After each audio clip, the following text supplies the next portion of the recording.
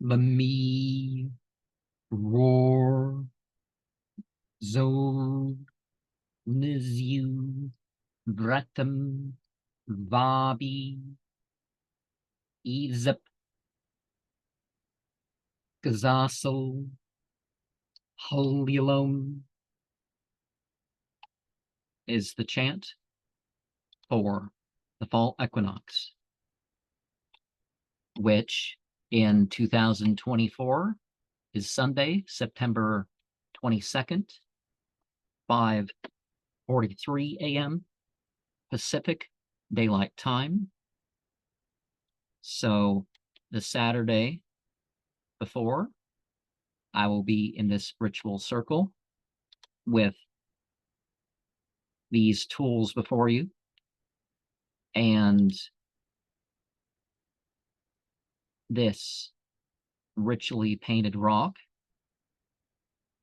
and let us consider some of the meanings of the chant. Vretem is purpose, observance, covenant, pack, well, that sort of thing as far as an angle for a pact. Roar is blue. Gazassel is the word for cup. Holialom is west. Vabi is blood. And Zoov is sexual fluid.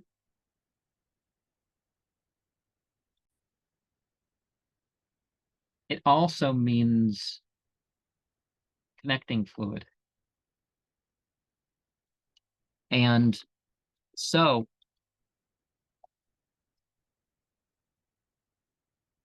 before we get into it,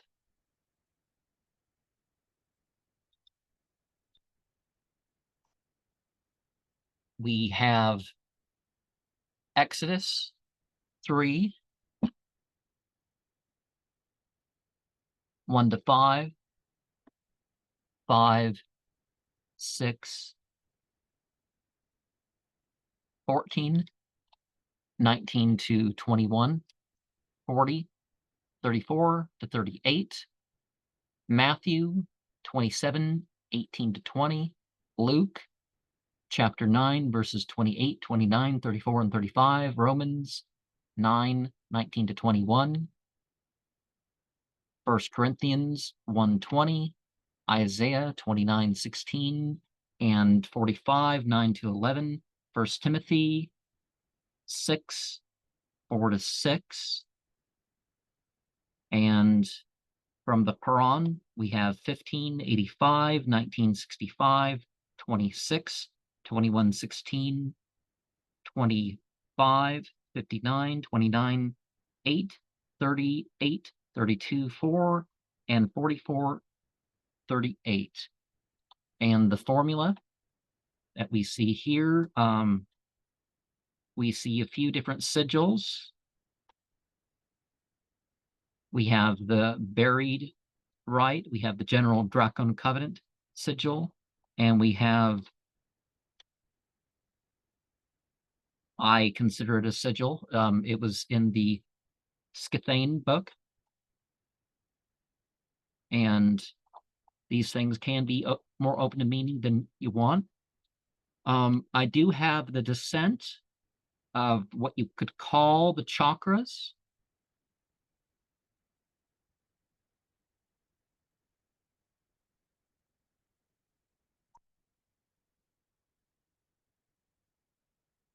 And so, we have the ox head and the water and the teeth and the mark. And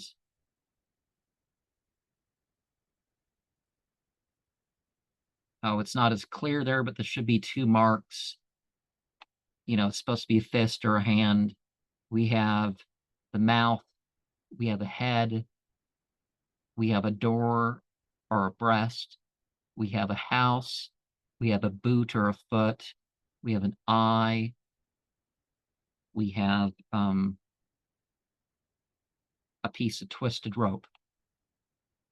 The grail of Armageddon is taken beyond the smoke and sunset that can't be forgiven.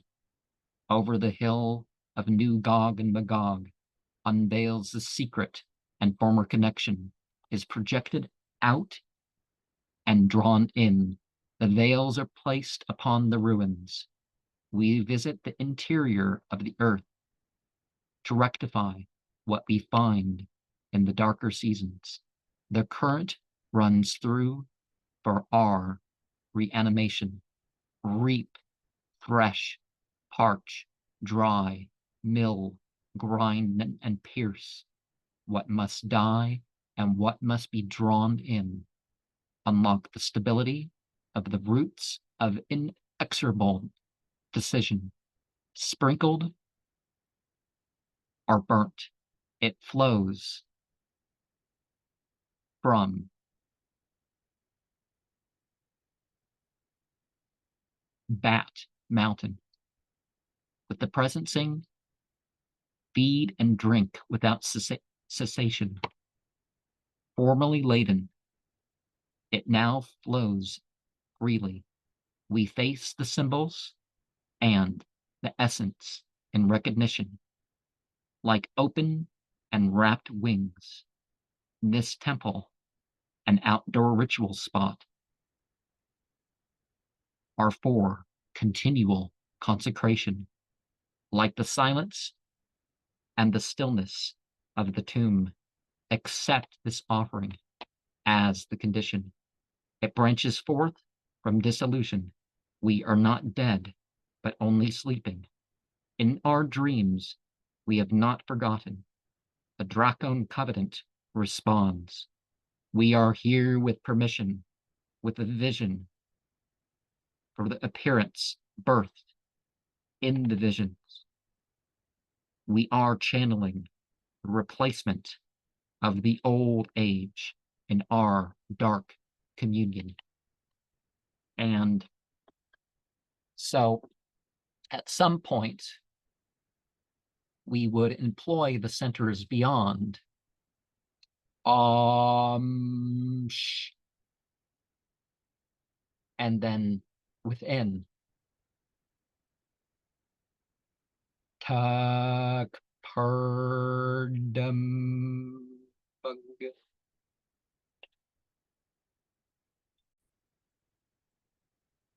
and below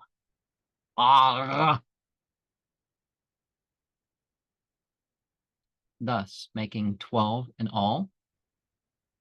And then I would ritually go over the verses and keep on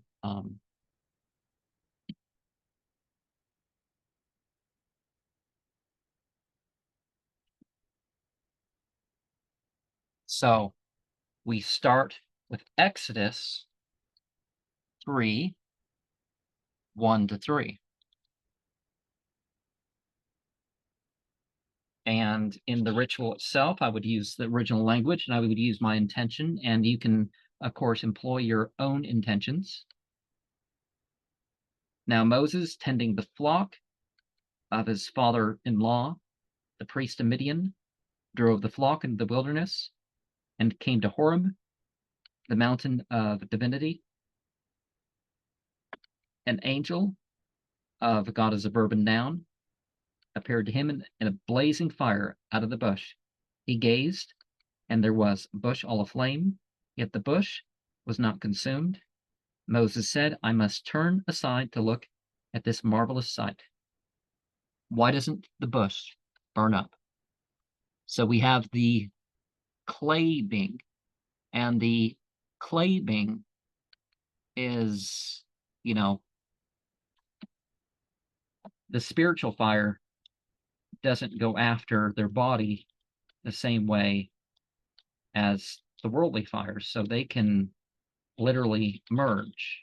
I've talked about the Yazidi have this idea, kind of like the whole Nexian idea, where you are sort of a Nexion for the fire beings. And verses 5 and 6. And he said, "Do not come closer, remove your sandals from your feet, for the place on which you stand is holy ground." And that symbol that I have listed with the 4 branches going down, the thing that's supposed to be ritually buried, is connected specifically to a ritual for that. And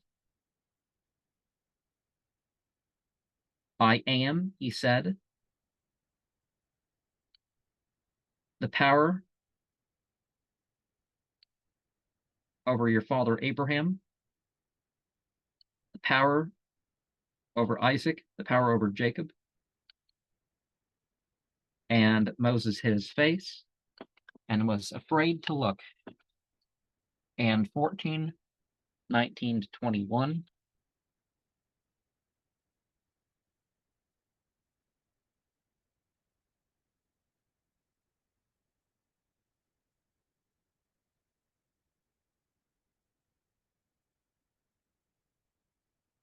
The angel of God, who had been going ahead of the Israelite army, now moved and followed behind them, and the pillar of cloud shifted from in front of them and took a place behind them. And it came between the army of the Egyptians, the army of Israel, and there was a loud cloud, and there was the cloud with darkness, and cast a spell upon the night, so that one could not come near the other all through the night. And Moses held out his arm over the sea, and the Lord drove back the sea with a strong east wind all that night, and turned the sea into dry ground. The waters were split. Now, for a couple thousand years, this verse has been 72 verses, 72 verses, 72 verses. 72 letters in each of the 3 verses. So it forms what they call the 72 names of God, and you have it going right to left to right, and right to left again, as sort of indicated by the verse. So it sets itself up for a lot of formulas. And so Exodus 40, verse 34 to 38.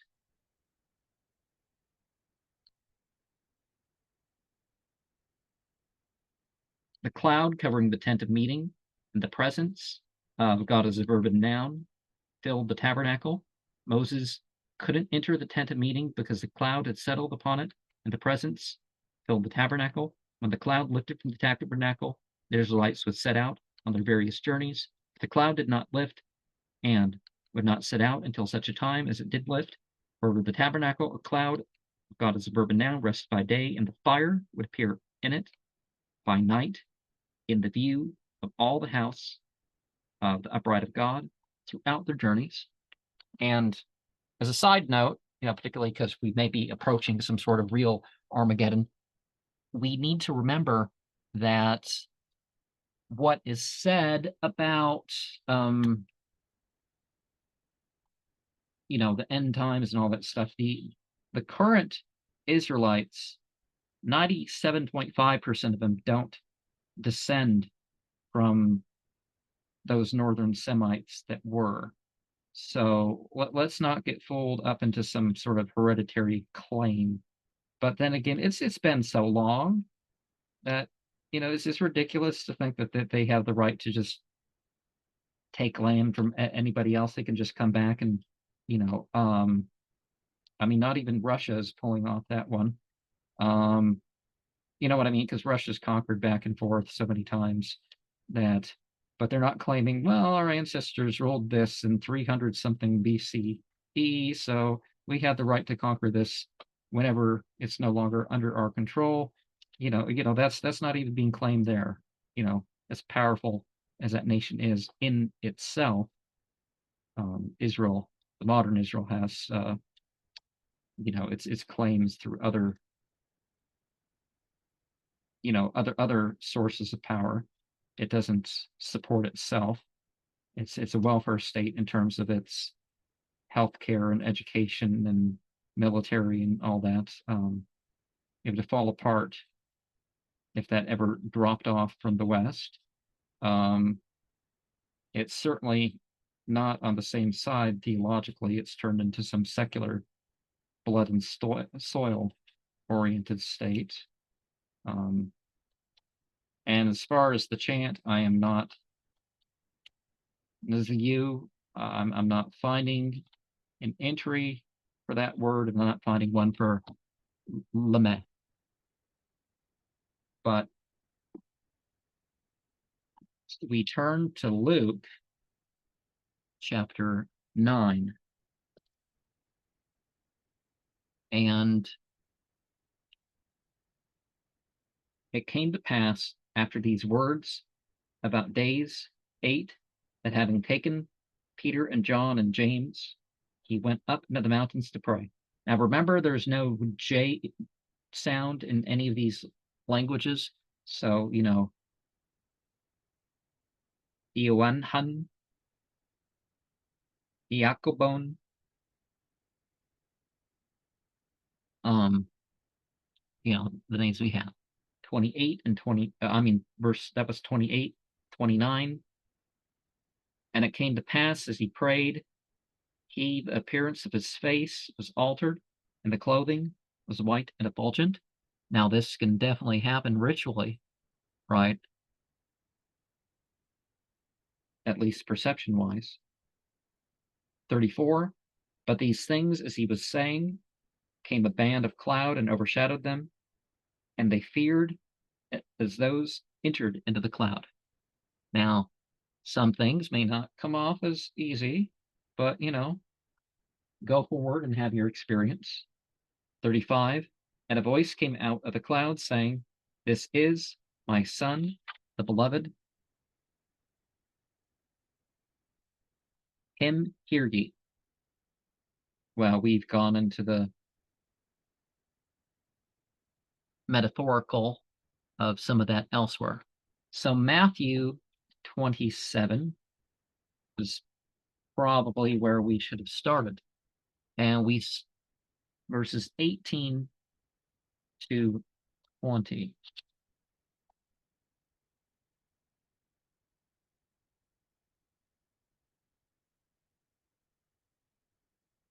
For he knew that through envy they delivered him up, as was sitting, but he on the judgment seat sent to him his wife, saying,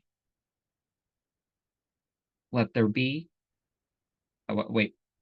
For he knew that through envy they delivered him up. Okay. As was sitting, but he on the judgment seat sent to him his wife, saying, "Nothing between thee and righteousness, that for many things I suffered today in a dream because of him."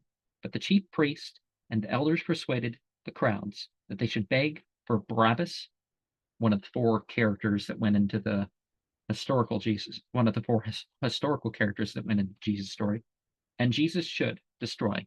Because remember, the book of Revelations was originally written by Judah, Bar Judah. And so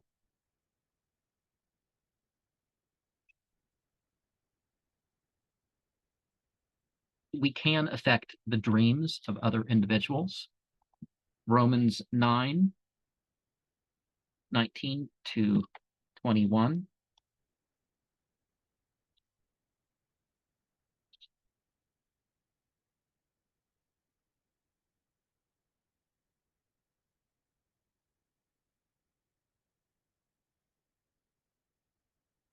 And having taken food, he was strengthened, and was Saul with in Damascus the disciples' days certain.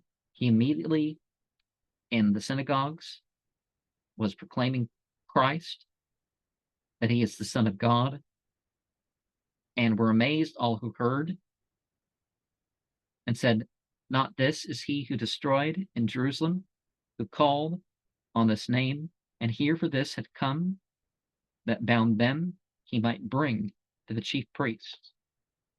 Okay, so they automatically thought, this guy is tricking us, right?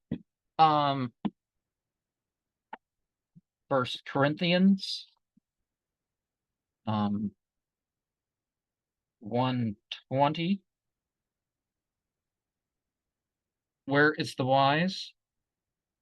Where's the scribe? or is the disputer of this age? Did not make foolish God the wisdom of the world? And well, the world's not merely for itself. Now, I should have arranged this by, okay, tonic, Bibelia, Quran, but I mixed up a little bit, so we're going to go back to Isaiah here for a moment. And so Isaiah 29, verse 16.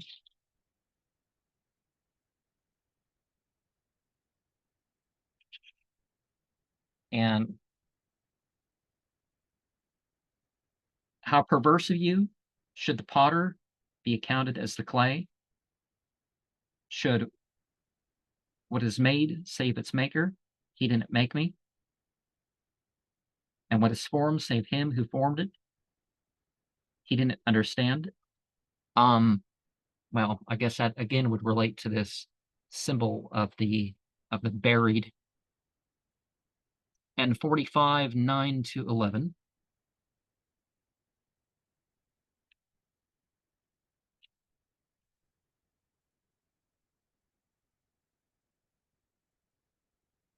Shame on him who argues with his maker, though not is but the potsherd of earth. Shall the clay save the potter? What are you doing? Your work has no handles. Shame on him who acts his father. What are you baking? Or a woman? What are you bearing? Thus says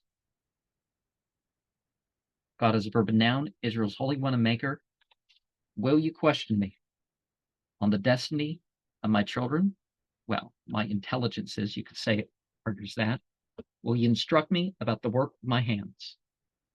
Okay, so we did need to include something more directly about the feminine in what we were going to go over here.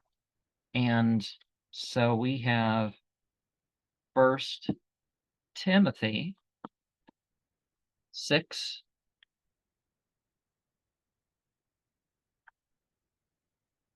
No, I lost it. 4 to 6. He is puffed up, nothing knowing, but sick about questions and disputes of words, out of which come envy, strife, evil speakings, suspicious, wicked, vain argumentations, corrupted of men in mind and destitute of the truth, holding gang to be piety. Withdraw from such, but is gang great piety with contentment. And so we have the leading of the immoral towards the amoral, and more directly understandable might be the references to plasma in the Quran. Now, I've already done a seasonal that mentioned blood, but plasma, the go-between, would be, a very important one for this seasonal to address. 1585, we have not created, but with a reason, the heavens and earth. And again, and all that lies within and between them, the hour is certain to come, so turn away with grace. Okay, so definitely we're going to be getting into an end times theme, not just a plasma theme. 1965. Lord of the heavens and the earth and all that lies between them, therefore worship him, be constant in his worship. Do you know any namesake of his? Now, I've been reading a lot of this Vedic material, and in this Vedic material, I've come across a lot of the stuff in which, you find that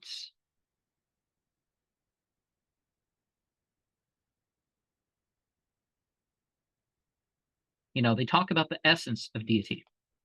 And then they talk about the qualities or the names, and then all the forms belong to deities. So you do know through the forms, but you don't think that the forms or the material thing is the thing in itself, or else you fall under Maya or Moha, illusion and delusion.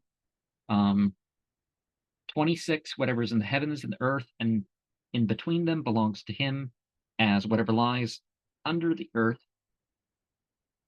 21:16.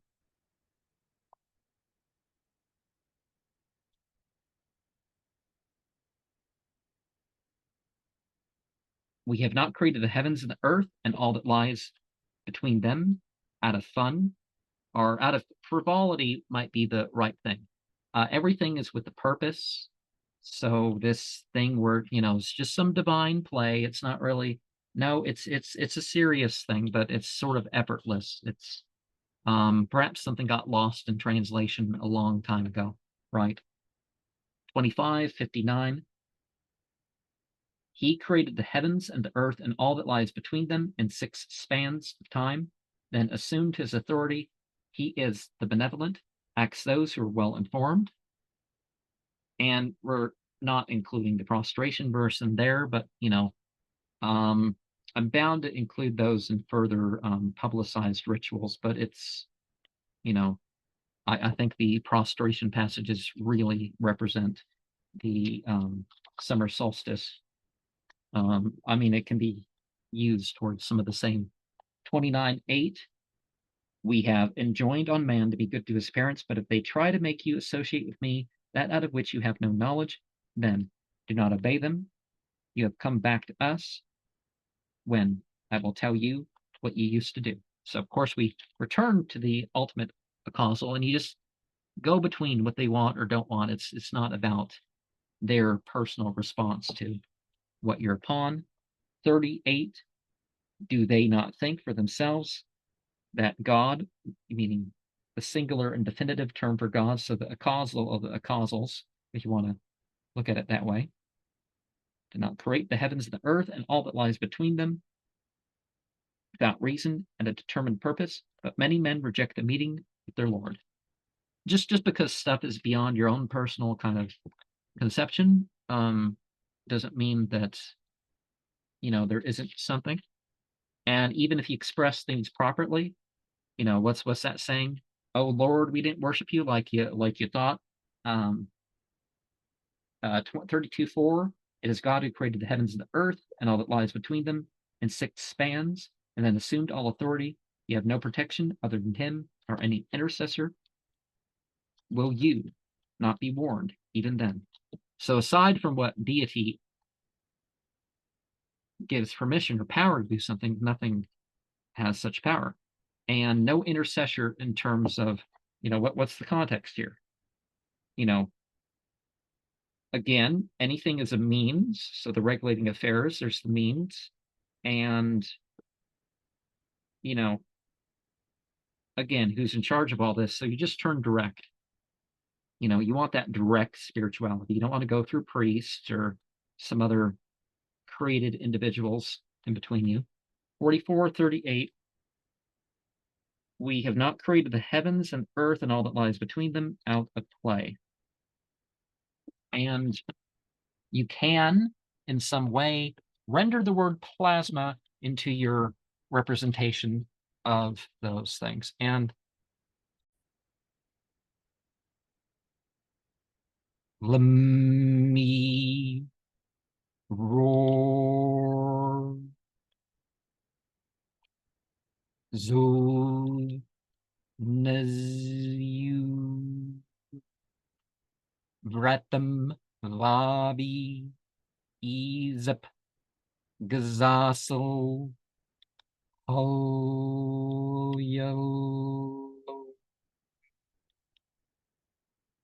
See yourself as in the circle or in your place for the equinox night ritual. And of course, you can use this on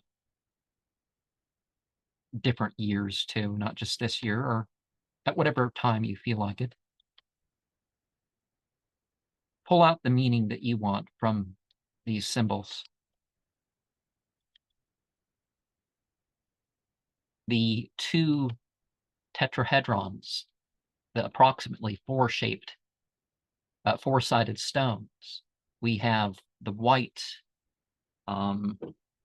agate type of bloodstone. We have sort of a citrine, let the connection be through it. Whether you're seeing the actual ritual or parts of it that I do later. The sodalite combination of two tetrahedrons as far as their shape. And so, what would that be? 24 sides? Because you got 3, 4, 6. No, maybe that would be 18 sides. And silver doesn't actually hurt vampires, and the whole right hand, left hand path thing is a thing of flow. It's not a moral side or whatever.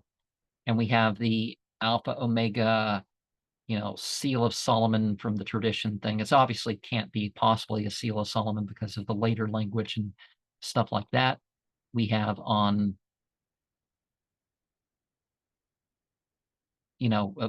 hemp, which hemp and of course cannabis in general would be associated with, the